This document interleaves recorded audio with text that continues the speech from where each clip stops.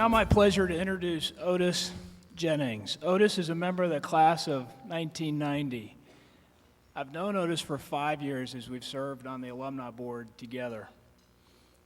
But since I did not attend St. Mark's when Otis was here, I had to do a little bit of research on him. I asked questions of his former classmates and his teachers to make sure I understood the true essence of Otis. Otis entered St. Mark's in the 9th grade. He established himself as a brilliant math student, a 3-sport letterman. He earned the reputation as an intense competitor and a devoted friend.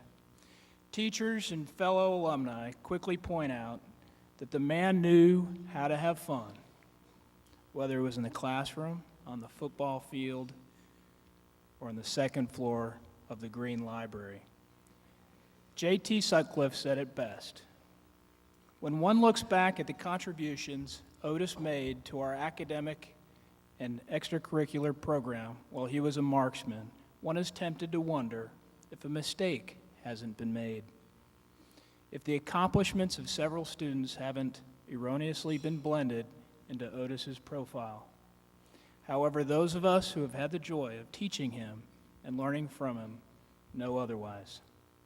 JT sums it up when she shares a quote from his college recommendation. She wrote, "I've taught bright and wonderful students for over 20 years. I've found precious few that I felt so certain would make significant contributions to our world.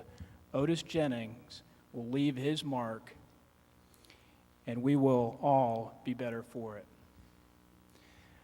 I think we will agree with JT's prediction after we get a glimpse into Otis and his experiences at St. Mark's. I'd like to introduce to you Otis Jennings, class of 1990.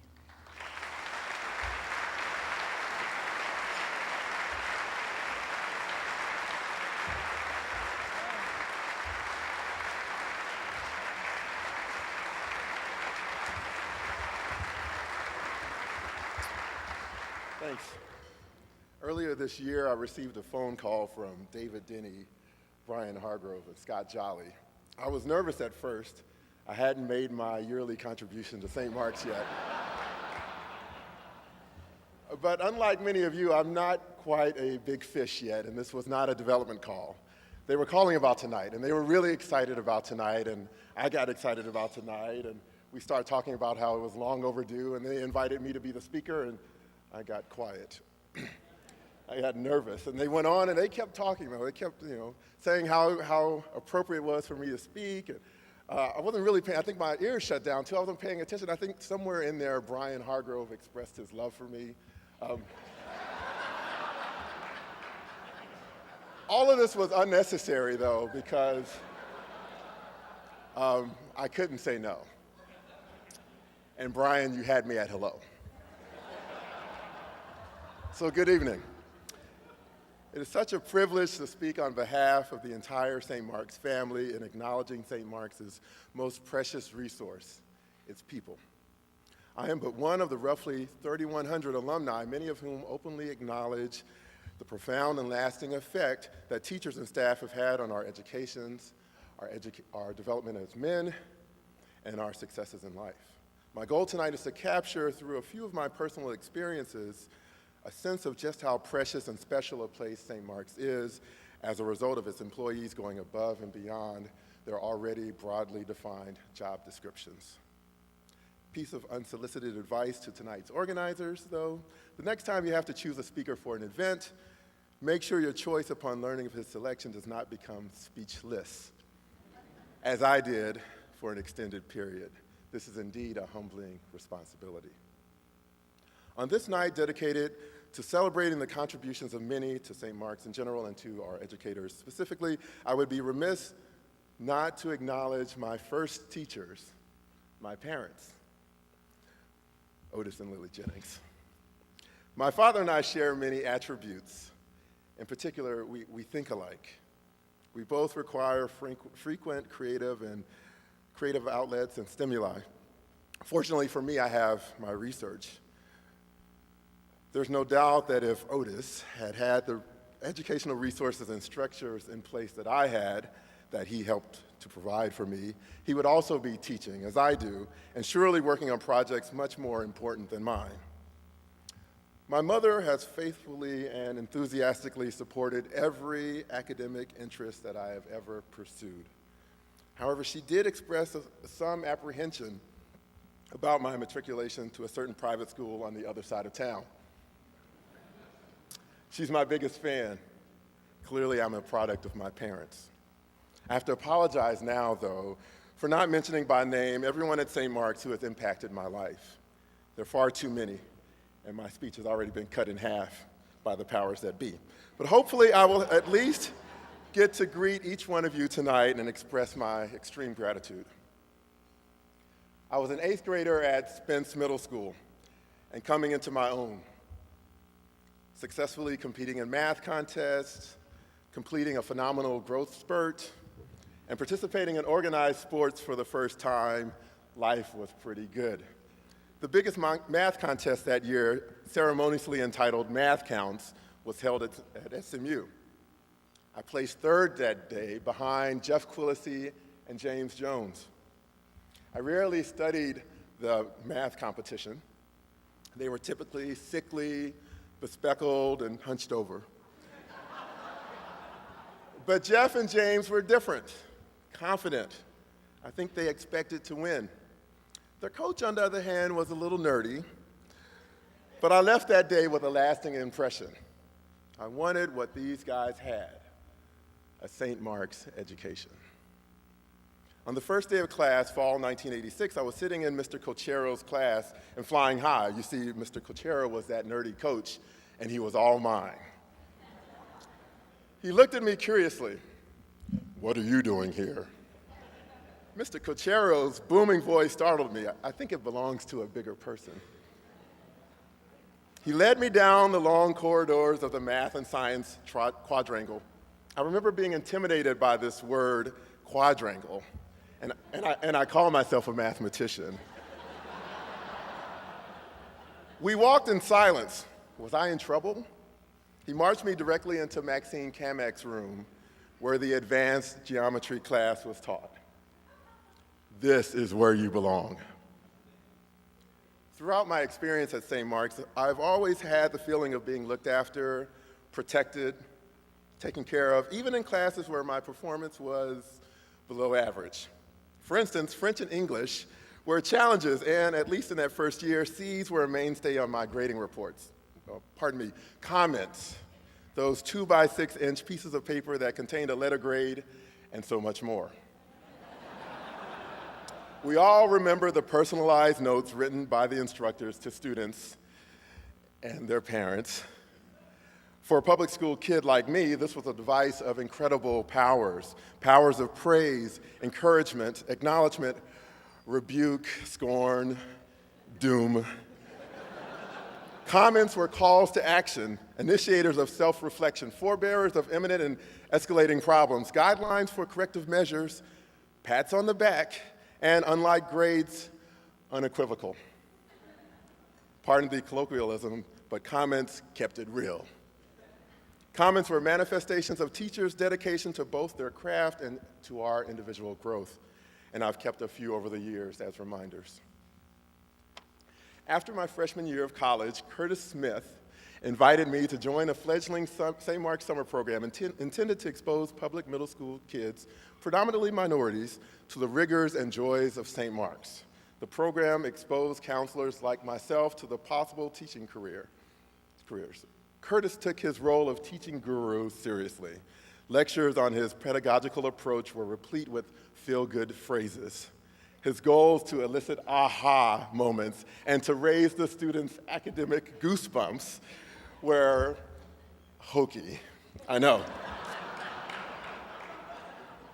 Nevertheless, I found myself engulfed by the job and somewhat overwhelmed. I gained a new respect for teachers and their awesome responsibilities that summer. By the way, I was not invited to teach the following summer. I began to understand why some people teach, though, seeing those light bulbs go off when confusion was replaced by comprehension, comprehension by appreciation, and appreciation by mastery. Teaching has lasting rewards for both instructor and pupil, forever binding the two in a tradition older even than history itself. At the conclusion of the 6 weeks, to complete their St. Mark's experiences, I wrote each of my students a note on a makeshift comment card. I visited the program a year later, and one of my students, upon seeing me, quoted his comments verbatim. Ultimately, Curtis, I was the one with goosebumps. Marlon Brown, Bobby Walker, and I were good friends in high school and remain so. Many of you know them. During our St. Mark's days, we were accomplished athletes. Well, those two were. We also used to carpool together from our respective Oak Cliff homes. We went separate ways, however, when it came to academics. Beyond the important reprieve from classes in Mr. Turner's protective print shop lair, our school day schedules had few overlaps. We rarely shared our academic stories back then. And there's another key difference between our experiences. After college, they both returned to St. Mark's as instructors, and from my understanding, they left lasting impressions here. I have to admit, I was surprised and proud and jealous. I knew that as students, we were each having our positive experiences, if disjoint, but I didn't realize that St. Mark's, a key component of the glue of our friendship, created such an appreciation in them that they were called to return. I was close to following in their footsteps, at least until I understood better the typical St. Mark's teacher workload. I chose instead to live vicariously through them. Other classmates have returned to St. Mark's to teach, including our current head of upper school, Chris Gunnan. I believe that in many ways we are all called upon to return to St. Mark's a portion of what we have reaped. I am so proud of my classmates and the many other alumni who have found different ways to serve St. Mark's. You'll never catch Doc Hartzell trying to raise a goosebump. He was too busy striking fear into the hearts of his Western civilization class and coaxing the hairs on his neck to lie flat. Never quite resulting to profanity, at least in English, Doc's tirades about our lack of preparedness were legendary and frequent. Doc's quizzes were obscure, his expectations seemingly unattainable, and his energy infectious. He demanded perfection and willed us slowly but progressively toward erudition. And just when we thought we had Doc and his quizzes figured out, he'd raise the bar further, we'd let him down again, and the verbal lashing would follow. We loved it. The man's teaching style, if not his basketball game, was crafty. Doc holds the belief, and I share it, that the greatest aspiration of a teacher is the generation of peers. The greatest aspiration of a teacher is the generation of peers. And for instructors of Doc and other St. Mark's teachers' caliber, this was a tall order, and I am still trying to measure up as an instructor. I understand that Doc has moved on to an administrator's role, and I hope Doc has, as the kids say, chilled out a bit. J.T. Sutcliffe masquerades as a calculus teacher and meta teacher. She helps others learn the art of teaching. What she really is a master storyteller. Her class senior year was like a fireside chat. JT would craft stories with an occasional multicolored illustration that made math self-evident. But mind you, it was senior year, and my math textbook was collecting dust. One could say that I was taking a premature victory lap. Plus, with JT's care, mastery, and intimate understanding of what it took for students to get it, sitting in on her lectures was sufficient. Retention instantaneous. Apparently aware of my passive class-taking strategy, JT requested a meeting.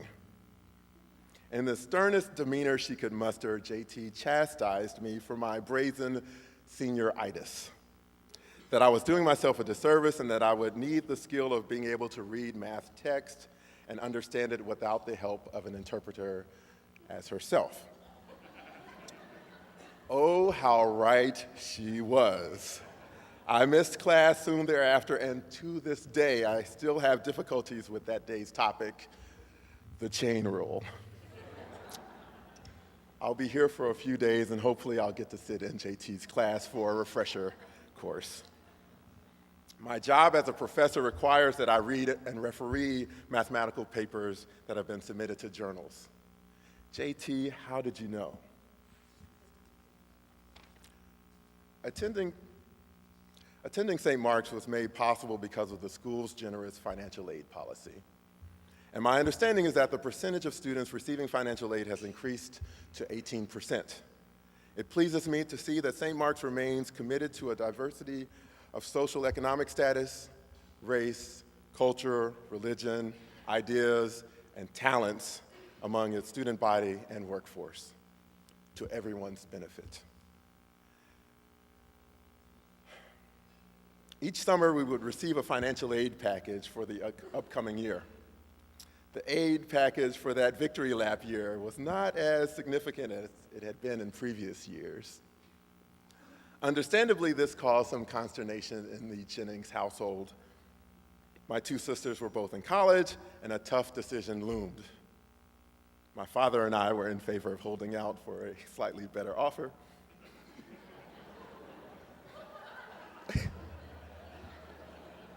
As if I was some athlete. Professional athlete. My mother's wiser head prevailed, and when we tightened our belts, didn't we?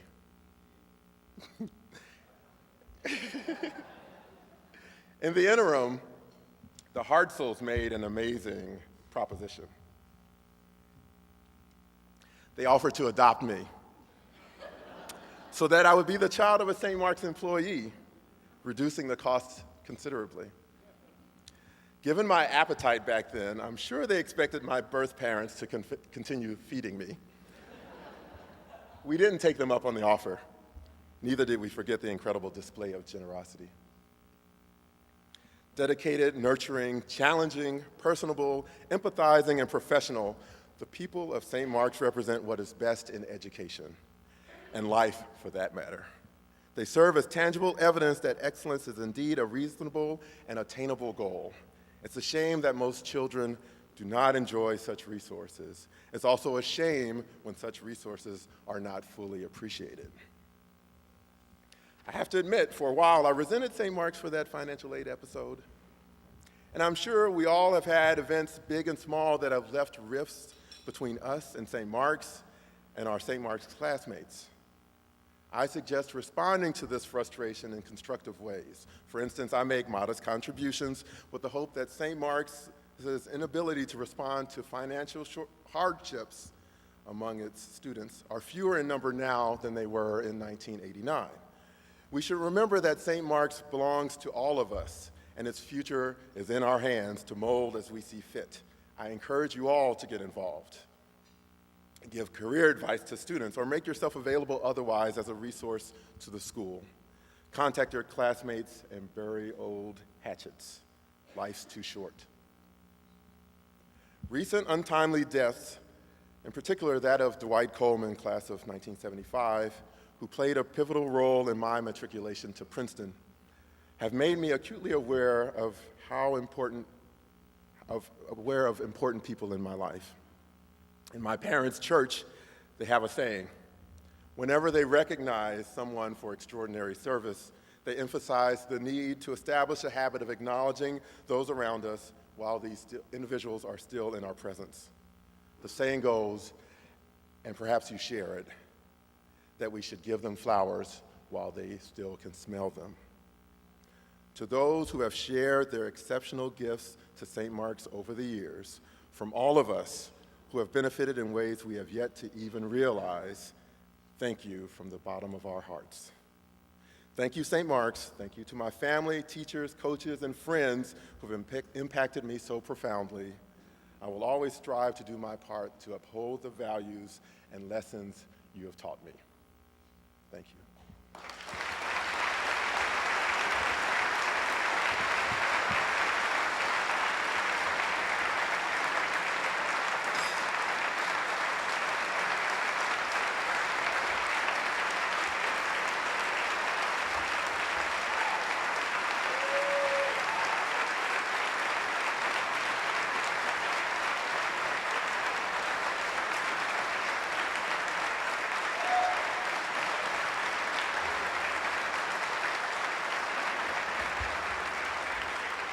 And now, please turn your attention to the monitors for a video tribute.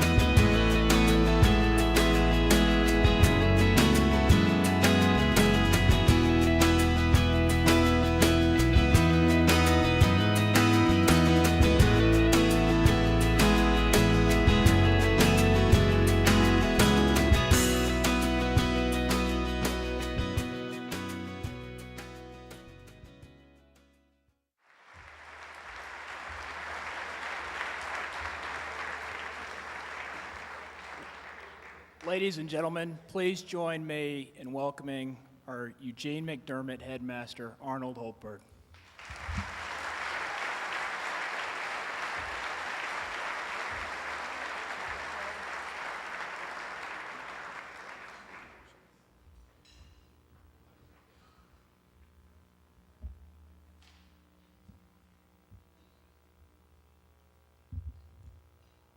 Seth, congratulations to the Alumni Board and the Alumni Association for this spectacular event. This is just almost unimaginable, isn't it, Brock, that 10 years ago we would fill this hall with this many loyal, caring people who are devoted to this school. So congratulations. And Mike, thank you very much for your good work. Congratulations to all the award winners. Brock, to you for what you've gotten started and what you've kept going. Jake, for your contributions and for what you'll do in the future. Nancy, Corey, and Michael, thank you for being colleagues who push the boundaries of learning for kids and make sure that our boys' experience is as full as it might be.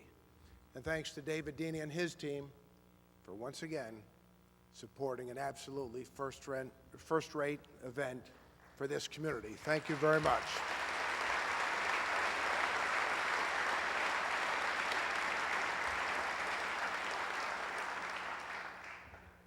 Finally, thanks also to the Alumni Association for creating an evening where we are doing what seems most appropriate, most fitting, and just very, very special, celebrating the people who make this place hum at a level of excellence that is the envy of many others. There are many things that distinguish St. Mark's as a great school, as we've noted tonight. And notice I admire your eloquence and I value your loyalty. You spoke volumes. Thank you very, very much. But people are what make this school what it is. The other day in a conversation, we were talking about this spectacular campus of ours, which is on the verge of becoming even more spectacular. And my response was, the facilities are critical. They are very important, and I appreciate them very much. But without the right boys and the right adults, the facilities are only hollow shells. Scott Gonzalez, our campus dean, likes to tell a story, perhaps reflecting on my bona fides as a teacher.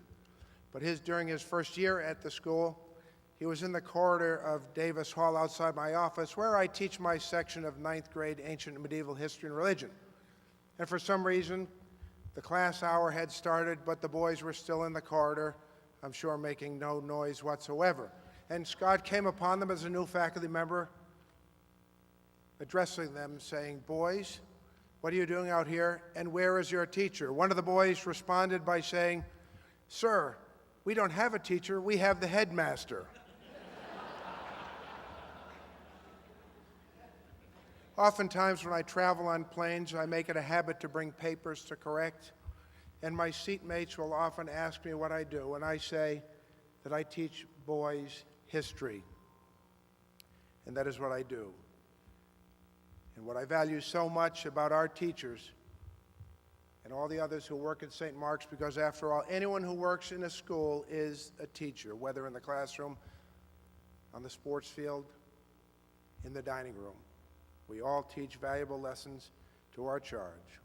But what I value so much is that our teachers have always cared about our boys growing up to become thoughtful, caring, contributing men, the evidence of which we see before us tonight. We who teach choose, or maybe we're chosen, to pursue this vocation, not for fame and glory, and certainly not for riches. We teach because we care. And teaching is darned hard work. But it's not really work, it's a calling. And I value that in all my colleagues, past and present.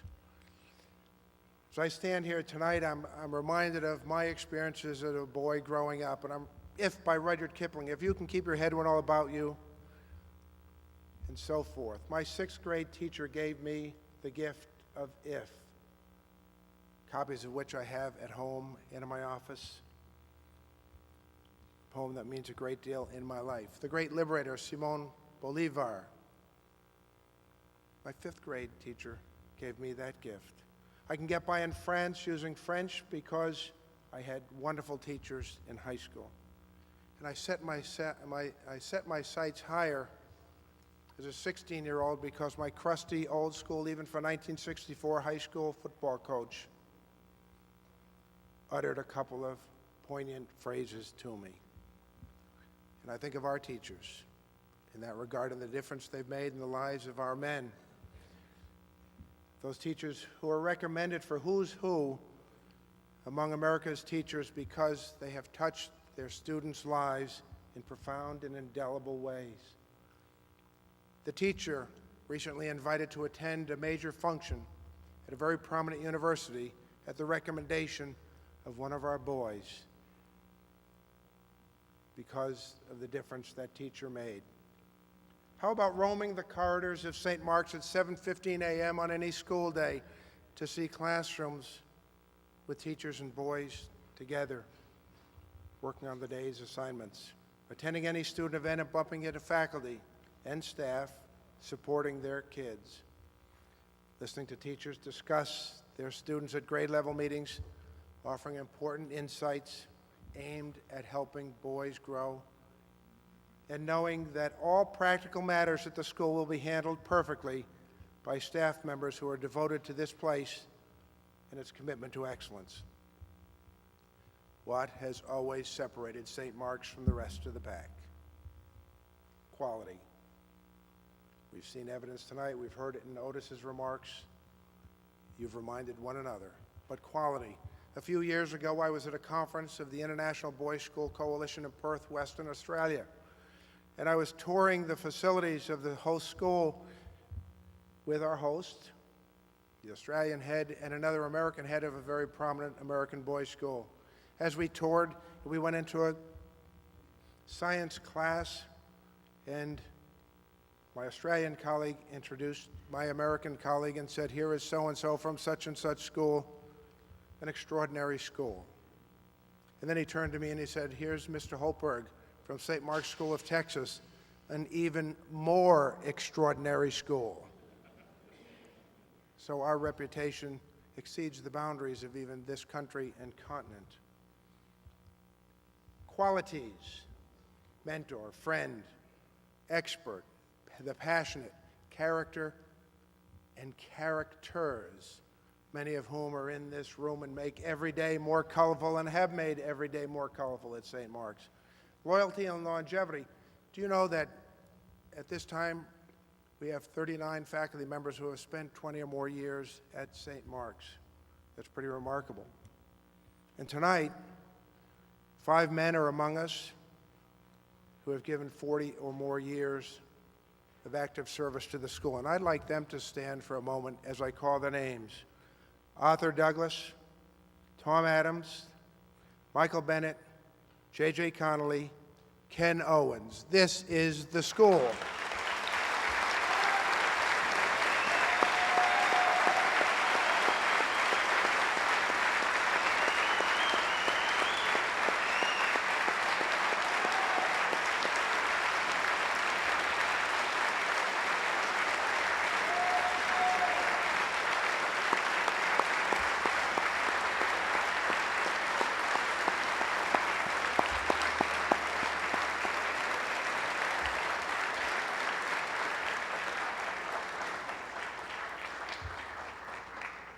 Gentlemen, thank you for your leadership and for carrying the ideals of St. Mark's in your persons. Last week, I interviewed a candidate for a position at the school. In his cover letter, he had made reference to Paul Whedon, J.J. Connolly, and other elements of his St. Mark's experience. Well, I decided during the interview that I would test not only his memory, but his relationship to the school, to make sure he was telling the whole truth. So I asked the gentleman, "Do you remember any poetry from 7th grade?" And he quickly broke into recitation and recited a couple of poems for me that he remembered from 20-some-odd years ago. That's a testament to something enduring. And I know that collectively and individually, our teachers forever have made that kind of difference, had that kind of effect on our students. The evidence is here tonight. And I think of myself more as a teacher than anything else. I remember the days in my 20s when I couldn't imagine what administrators really did. Why anyone would want to be a department head, a division head, or head of school. That seemed impossible to me. And in my office, I have a scroll that was given to me during my Hong Kong days. It's in Chinese calligraphy. And loosely translated, it says, Teacher of Teachers. It's one of the most meaningful gifts I've ever received. And I'm very proud of our graduates, and thank you for being here. And I'm proud of our teachers, past and present, for making this school what it is and providing me the great opportunity to lead an institution that is renowned across this country, but even more important than being renowned, produces tremendous results every day in the lives of boys. I truly feel that I'm the luckiest man in the world to be among you. Thank you so much for being here. I hope you've enjoyed the evening. Congratulations to you all. Drive home safely, please.